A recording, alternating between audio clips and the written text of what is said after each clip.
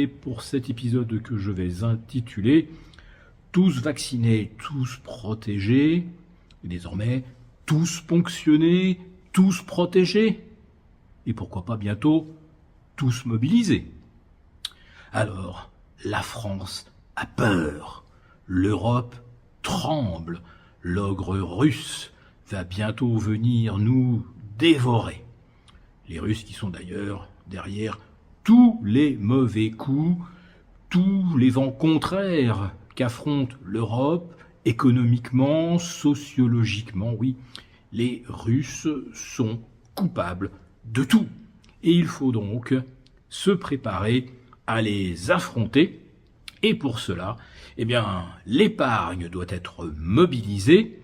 Et si cela ne suffit pas, il faudra réquisitionner.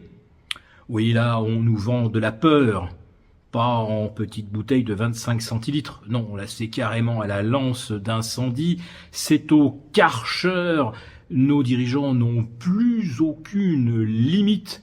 On se souvient, mercredi dernier, de la porte-parole de l'Élysée et de Gérard Darmanin venant expliquer que finalement l'assassinat de Samuel Paty, étant donné que ça a été commis par un Tchétchène, quelque part ça a été commis par un Russe, non pas par un islamiste taré, qui avait d'ailleurs été mandaté par une famille radicalisée, qui n'a évidemment aucun lien avec la Russie. Mais là, aujourd'hui, c'est presque du niveau. Tiens, un manifestant a lancé un cocktail Molotov dans une ZAD. Molotov, encore un coup des Russes.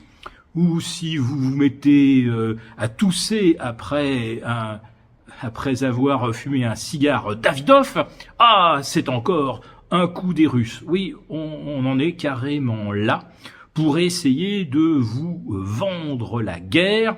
Et puis comme on ne veut pas vous envoyer dans les tranchées à Kramatorsk, on vous explique que si vous apportez votre épargne pour l'effort de guerre, on aura ainsi réussi à dissuader Poutine de nous envahir. Alors, ce qui relevait presque du complotisme il y a un an, lorsque pour la première fois on a évoqué un grand emprunt pan-européen, dont une partie pourrait être consacrée à accroître nos capacités de défense, ce qui était une affirmation complotiste, aujourd'hui se décline en plusieurs versions. Alors, la version la plus soft, c'est celle présentée par Monsieur Lombard, notre ministre de l'économie, qui estime que les retraités pourraient faire un effort, eux qui ont beaucoup d'épargne, ils pourraient effectivement acheter, souscrire à des parts d'un placement dont le produit serait consacré au réarmement de la France et de l'Europe.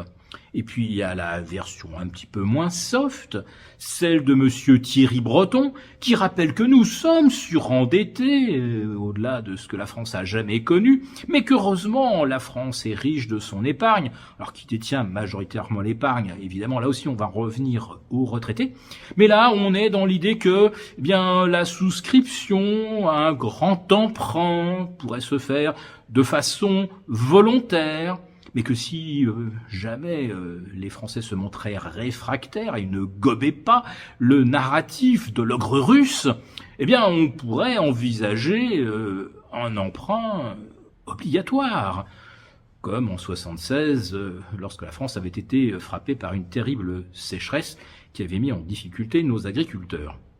Là, un emprunt obligatoire, on commence à rentrer de plein pied dans une hypothèse de confiscation de l'épargne.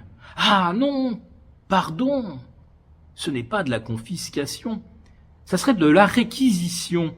Car figurez-vous que l'année dernière, le gouvernement a fait voter discrètement quelques petites modifications sémantiques à des articles de loi ayant trait à la mobilisation de l'épargne et des moyens en cas de conflit.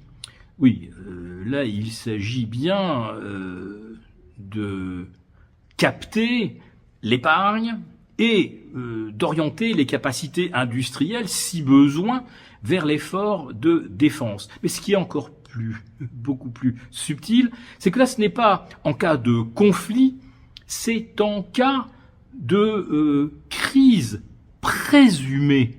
Autrement dit, le présumé peut recouvrir à peu près tous les prétextes pour confisquer l'épargne. Alors, Monsieur Minck, voilà la version pas soft du tout, Alain Minck lui propose carrément, d'imposer la souscription à un emprunt obligatoire pour toute personne payant un impôt sur le revenu, emprunt qui pourrait atteindre 50%, par exemple, des sommes versées au titre de l'impôt sur le revenu. Alors évidemment, les personnes modestes, elles, en seraient exemptées. Mais tous ceux qui ont un petit peu d'épargne, seraient obligés de souscrire au grand emprunt qui nous évitera, je ne sais pas, la guerre nucléaire, qui ne mettrait pas effectivement un ticket pour éviter de disparaître dans un grand flash et d'être carbonisé dans les dixièmes de seconde qui suivent si jamais un missile Kinzhal devait nous tomber dessus. Et oui, parce que figurez-vous que la France envisage également de partager sa force nucléaire avec d'autres pays européens. Et en imaginant que d'autres pays européens en fassent usage, la France en tant que co-belligérante serait la première destinataire évidemment de missiles. Alors on suppose qu'ils seraient russes, mais ça pourrait être d'autres pays malveillants.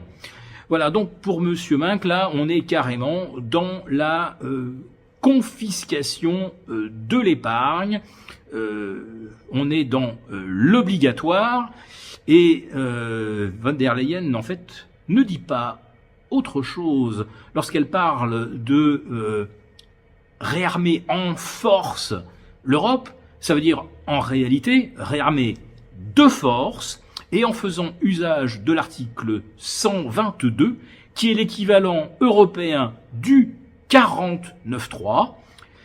Et on se souvient tous évidemment de l'épisode Covid, où cet article avait été dégainé pour nous contraindre à nous vacciner.